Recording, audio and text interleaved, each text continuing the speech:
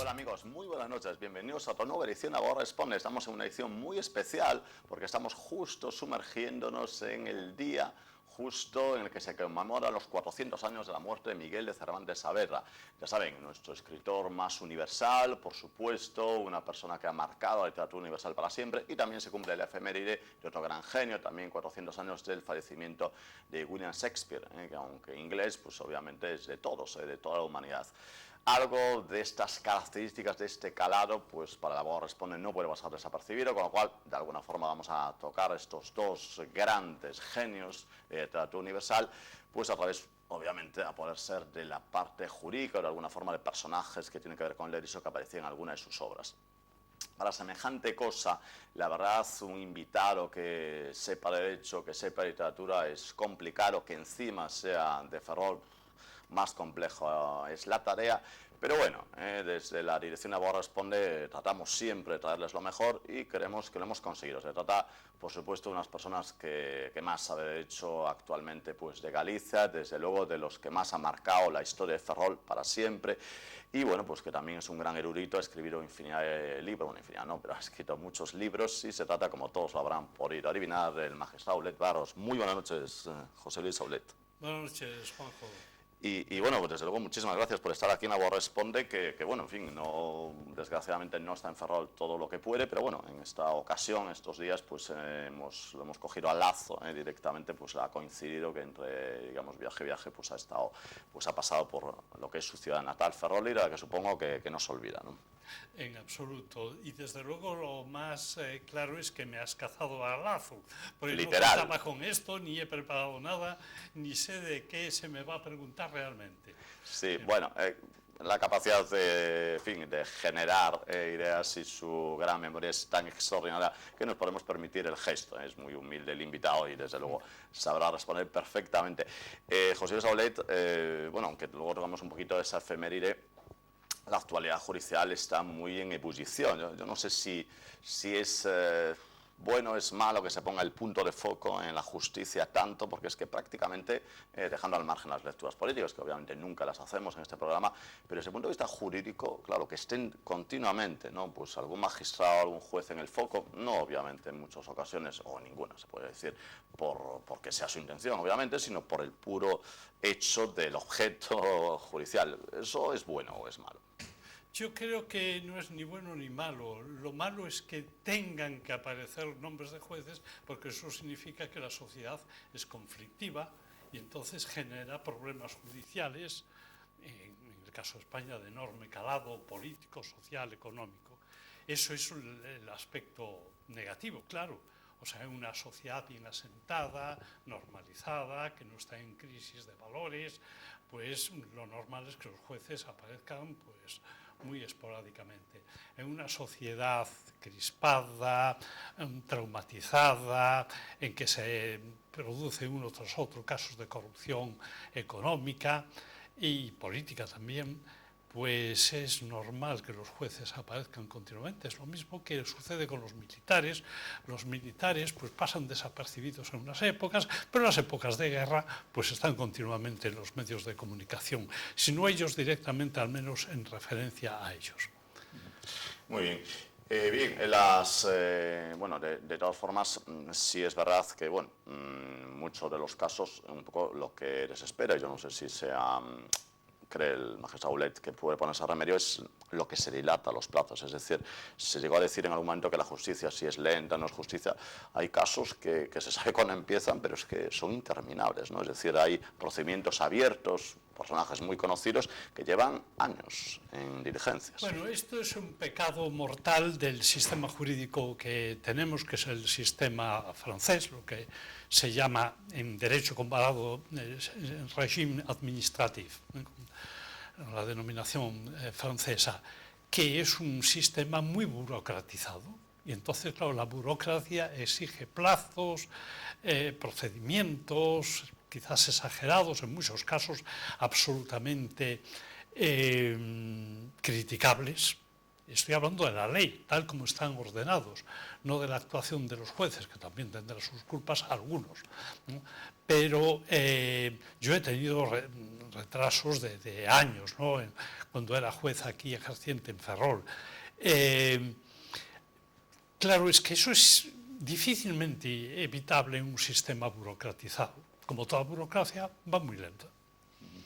Muy bien, con lo cual supongo que por ahora, salvo que se pongan remedios drásticos, que lo dudamos. Claro, es que el drama es que en España, cada vez que se habla de los retrasos en la administración de justicia, se menciona la escasez de jueces. ¡Qué barbaridad! En España sobran la mitad de los jueces. Lo digo, pero con un absoluto convencimiento. Sobran la mitad de los jueces.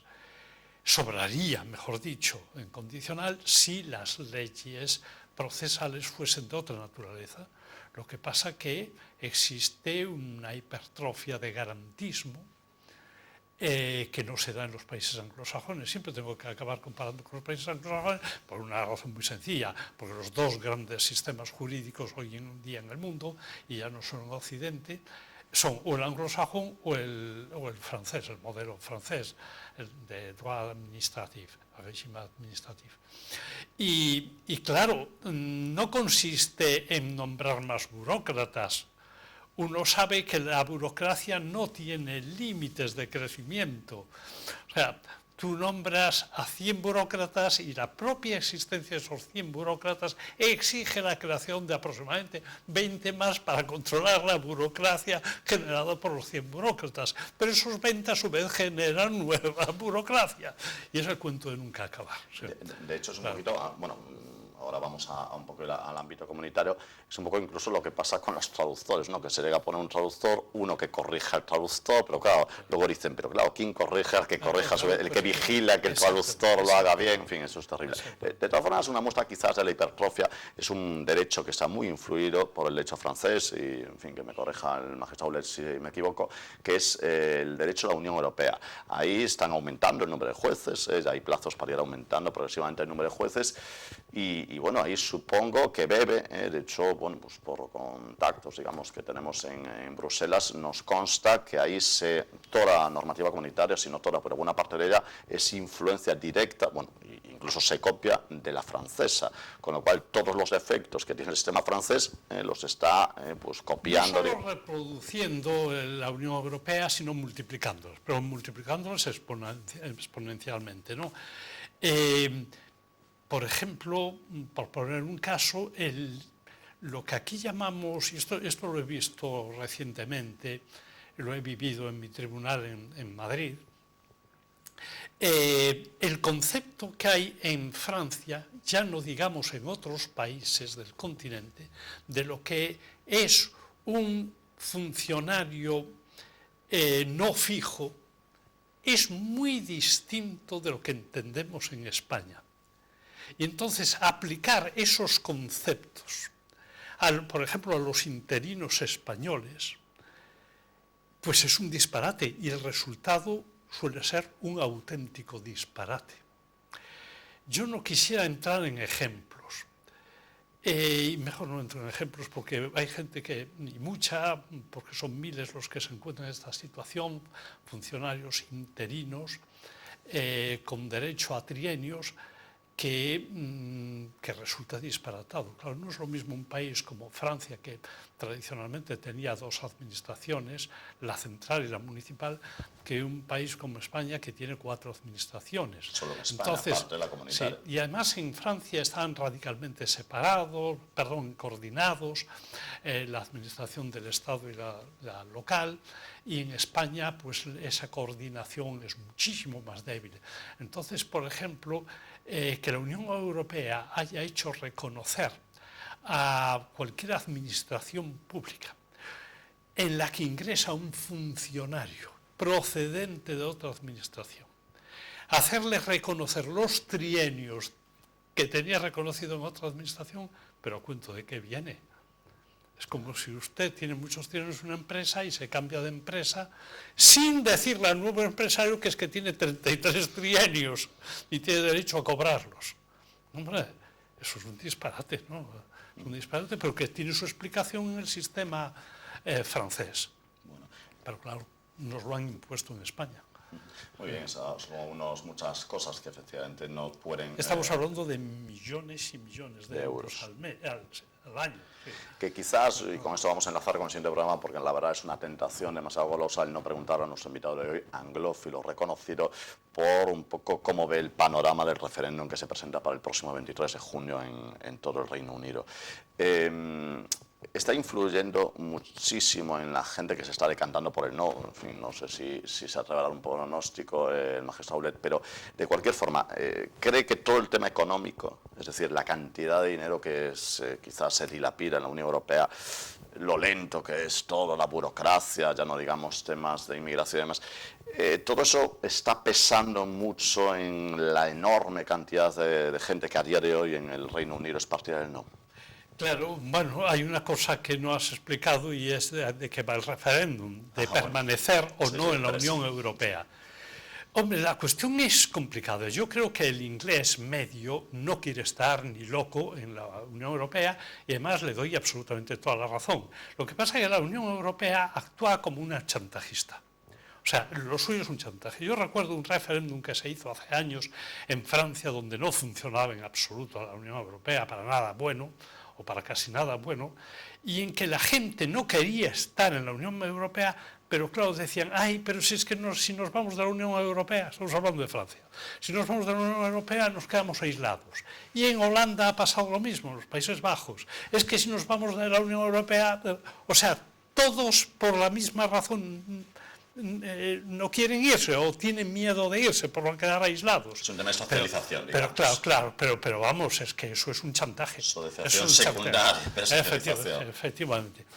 Pero eso es un chantaje realmente, oiga, vamos a permanecer en la Unión Europea. Yo creo que esto se solucionará cuando haya un referéndum generalizado de otras características en Europa completa. Vamos, queremos esta Unión Europea hiperburocratizada y torpe a límites aberrantes.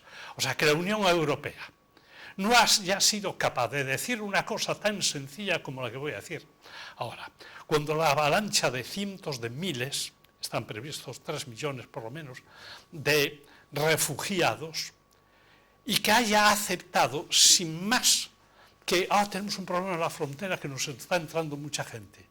Cuando lo que tenía que decir es, mire, esto es un problema o de los países musulmanes, o si es un problema global de humanidad, no es un problema europeo, será un problema global de las Naciones Unidas a repartir esta gente por la... A nadie se le ocurrió una cosa tan sencilla.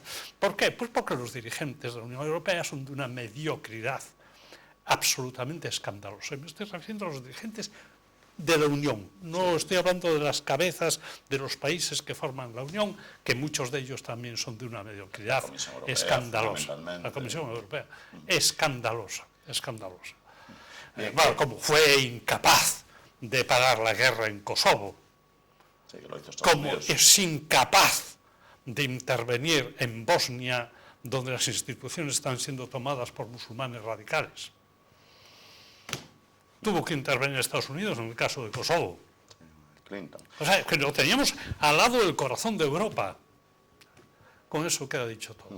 De todas formas, yo supongo que un favor, bueno, entre comillas, que le han hecho a los partidos del no, quizás ha sido el estar facilitando con gran alegría la entrada de Turquía en la Unión Europea, porque eso va a ser una bomba relojería. Sí, exactamente. Pero ¿qué es Europa?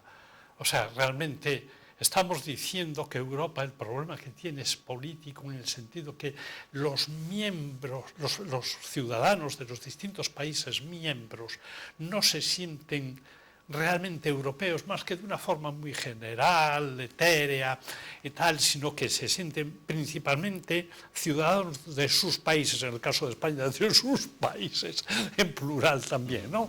Antes que europeos. Europeos solo de una forma muy general. No hay una nacionalidad europea realmente. Y estamos negociando con países como Marruecos y Turquía que no pertenecen a nuestro área cultural siquiera. Ni tienen intención de hacerlo. Ni tienen la más mínima ni lejana intención de hacerlo. Todo daría para hablar mucho, pero es que no lo tienen de ninguna manera, vamos. Pero es que además Turquía tradicionalmente me refiero a los últimos 1000 años, ha sido la anti-Europa. Bien es cierto que la zona de Estambul, por ejemplo, y Esmirna, la antigua Esmirna, Izmir hoy en día, pues es más europea que algunas zonas de la propia Europa. O sea, Estambul yo la veo más europea que Atenas, que es la base, sí, por el devenir histórico y tal. Pero en general, Turquía, ya no digamos Marruecos, es que eso no. Quizá en Estambul no es influye Europa. mucho la penetración de gente de otras culturas, sobre todo muchos occidentales que han ido ahí a vivir. De todas formas, bueno, por cierto, aprovecho un poco ahora que ha salido el tema de Turquía para mostrar mi solidaridad personal, digamos, como, en fin, director de un programa de televisión con el periodista que está siendo a punto de ser juzgado por simplemente realizar una crítica del primer ministro turco. Se ha dado la autorización, sorprendentemente, en mi modesta opinión, el gobierno alemán, para que así se haga, y van a procesar a este periodista cuyo único delito, entre comillas, ha sido pues, hacer una mofa del presidente turco, con lo cual, pues vaya desde aquí mi solidaridad. Sí, porque eso es otra, lo que no se destapa del ámbito de Turquía, se vende con alegría, que nos va a ayudar en el tema migratorio, pero no se destapa el código penal que tiene, la represión de la libertad de prensa, que ya es en este año van 2 periódicos que ha cerrado, y todo eso se silencia. La represión de los kurdos, bueno, por favor, claro, eso es otro mundo. Muy bien, y pasamos ya un poquito a lo que va a ser la recta final de nuestro programa, que es un poco contar. La verdad es que nos apena muchísimo, pues como españoles, bueno, al menos a mí personalmente, que nos están haciendo unos... En fin, no hay una gran cantidad de fastos que recuerden pues, al más ilustre de los escritores, y quizás el más ilustre de los escritores mundiales como es Miguel de Cervantes. Hay una, en fin, sorprende, ¿no? Uno ve la programación que hay en Inglaterra sobre Shakespeare y ve lo que hay en Cervantes. Decía un amigo mío, escritor, el otro día, que él creía que había más actos sobre Cervantes en Inglaterra que en España. Pues no me extrañaría absolutamente nada, sí. La verdad es que yo leo varios periódicos europeos casi todos los días. Uno de ellos es el Daily Telegraph de Londres, y he leído no sé cuántos artículos sobre Cervantes. Y aquí pues realmente escasean de una forma alarmante. Cervantes fue un personaje extraordinario, digno de estudiar por sí mismo, como persona humana, que tuvo que padecer muchísimo, fue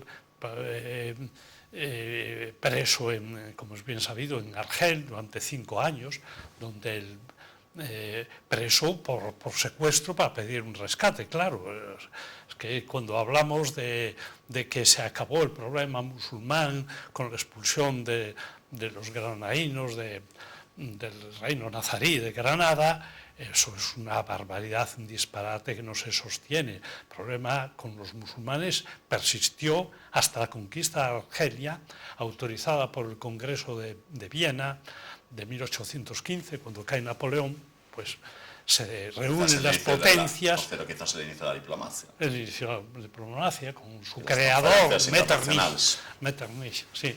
Bueno, pues en el Congreso de Viena estaban los países europeos absolutamente quemados por los ataques de los turcos por un lado y de los piratas berberiscos por otro.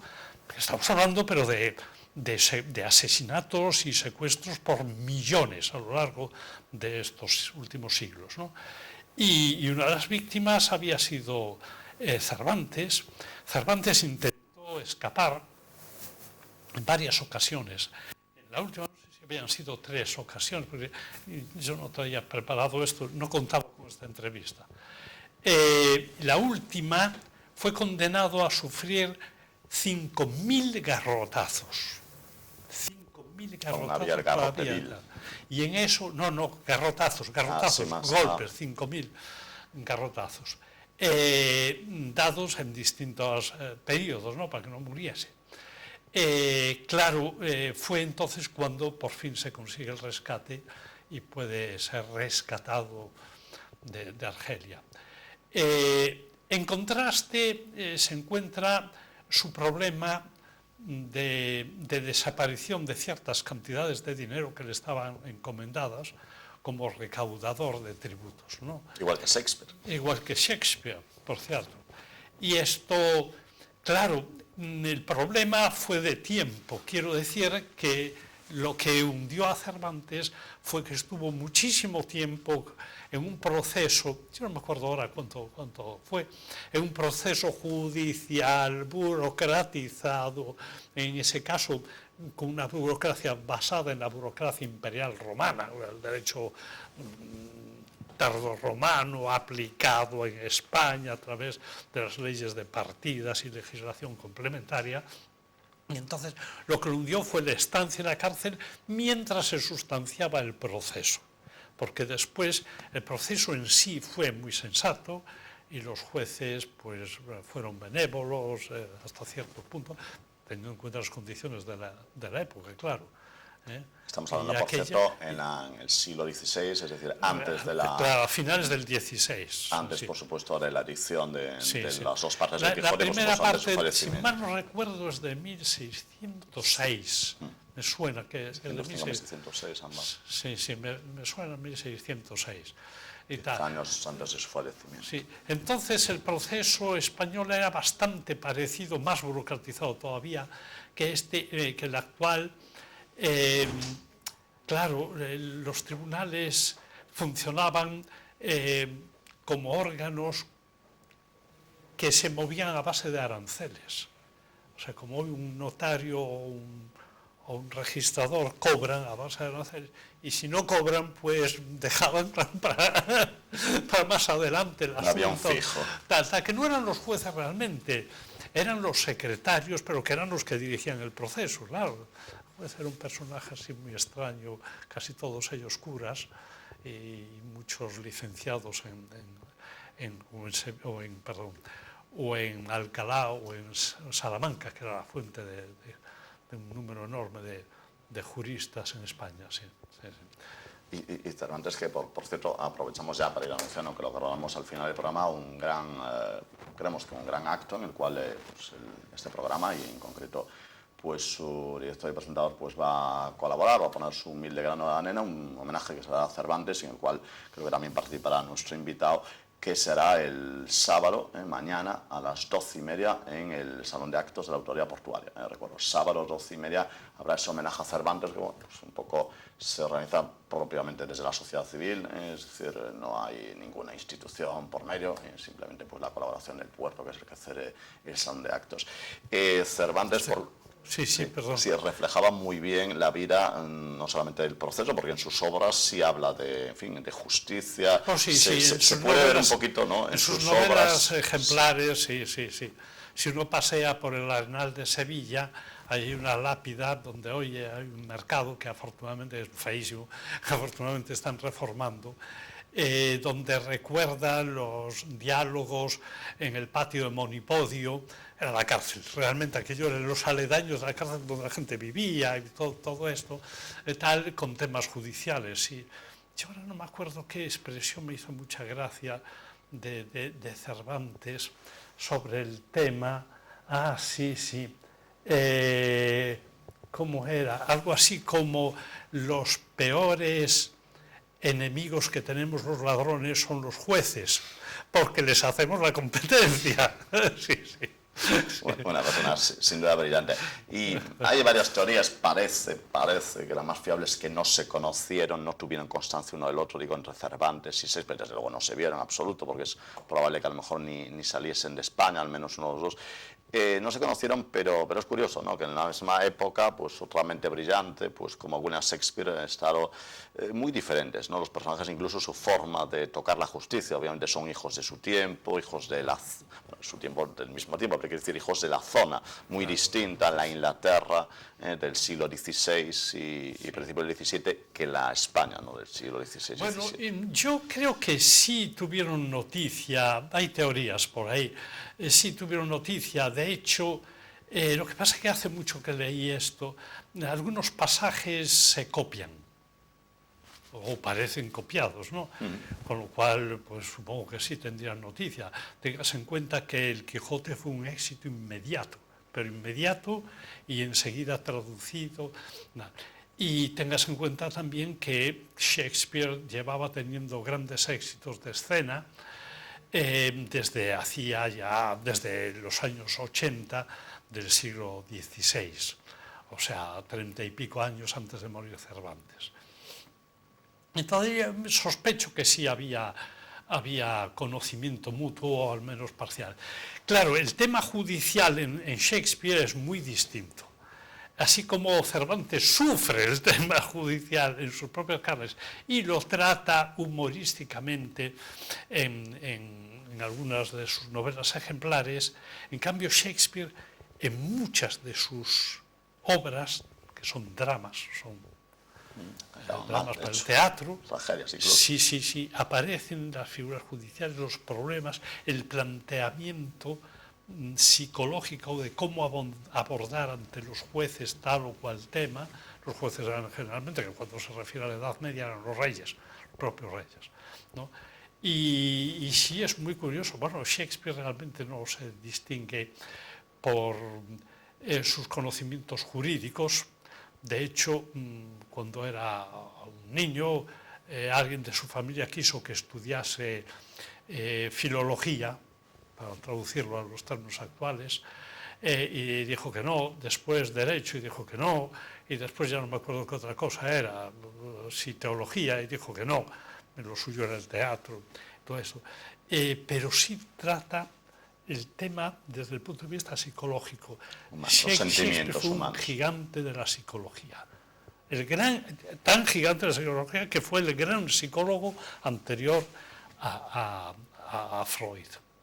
Y por supuesto que se cita mucho, bueno, no sé, por ejemplo, Nietzsche cita que de nadie aprendió más que de Dostoyevsky a nivel de psicología, pero muy por encima Shakespeare, ¿no? Del propio Dostoyevsky. Dostoyevsky, que fue otro gran psicólogo, sí.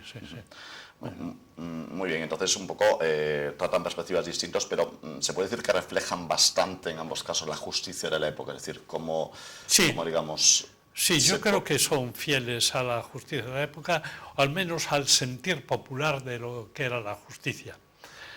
Bastante desastrosa, pero más... Es que es muy difícil explicar esto. Vamos a ver. Por un lado era desastrosa. No había personajes más desacreditados en España que los agentes de la justicia, no lo que después se llamaron agentes judiciales. Los agentes de la justicia, los ejecutores de la justicia, con ciertos poderes judiciales bastante equivalentes en España a lo que han sido tradicionalmente los sheriffs en el mundo anglosajón, ¿no? Y que se llamaban alguaciles, ¿no? Y también muy desprestigiados hasta el punto de que les han cambiado el nombre a lo largo de los siglos varias veces, lo que en su época serían los secretarios judiciales, que era donde se hacían los negocios, claro, en la secretaría, ¿no? Los actuarios de la época, sí, los actuarios judiciales, sí, tenían una fama bastante negra. Pero el procedimiento, a pesar de ser lentísimo, tal, solía ser bastante justo. Funcionaba. Para la idea de la época, claro. La idea de la época te podían ahorcar por robar una gallina. Sí. Estamos hablando de una época nada más que estaba, bueno, pues es muy anterior a la codificación, con lo cual a la moderna idea de justicia que tenemos, en fin, que luego ya se fue implantando en el siglo XIX. Y pues es una pena, disfrutamos muchísimo de las charlas del magistrado Bolet Barros. Lo veremos igual que a otras personas que pues, desfilaron un poquito por el puerto, ¿no? Por la sala de actos de la Autoridad Portuaria. Es un acto al que le animamos desde aquí, es un acto que aunque tendrá mucho literario, también se tocarán temas jurídicos de alguna forma. Le animamos muchísimo a que asistan todos ustedes mañana, ya digo, sábado a las 12:30, justo pues, cuando se conmemoran los 400 años, que obviamente solo veremos un centenario de Cervantes, no creo que veremos el quinto. Entonces el único centenario que veremos de Cervantes, también de William Shakespeare, de alguna forma, aunque el homenaje a Cervantes se aprovechará para tocar algo un poquito el fenómeno Shakespeare, aunque sea de forma colateral, se aprovechará también para presentar la última creación de un compañero y amigo, como compañero de profesión, digo, porque es periodista también y amigo, que es Ramón Loureiro, que también presentará su última novela en la que precisamente toca al, digamos, el mayor vínculo que tiene, creemos, Galicia con Cervantes, que es el aparecer el obispo Guevara en el prólogo del Quijote, el obispo de Mondoñedo en aquel entonces, y que aparece citado, y de ahí arranca pues, un libro que presentará también el propio Ramón Loureiro, Antonio Seijas, también su ilustrador. Y bueno, pues lo esperamos a todos ustedes. Bueno, en el Quijote, en la segunda parte del Quijote, conste el agradecimiento al gran benefactor de Cervantes, que fue el conde de Lemos. Y el conde, exactamente, Lemos, hay otro miembro. Sí, cuidado. faltaba Guevara un poquito porque es de lo que va el libro, el obispo Guevara, pero bueno, efectivamente el conde Lemos también a veces citado. Bien, amigos, ya digo, les animamos a asistir a este acto, que bueno, ya que tampoco proliferan demasiado los actos oficiales, en Galicia creemos que no hay de hecho ninguno, pues ya digo, les animamos a verles a todos ustedes mañana en ese acto. Bien, esperemos que el programa haya sido de su agrado y hasta la próxima semana de cualquier forma.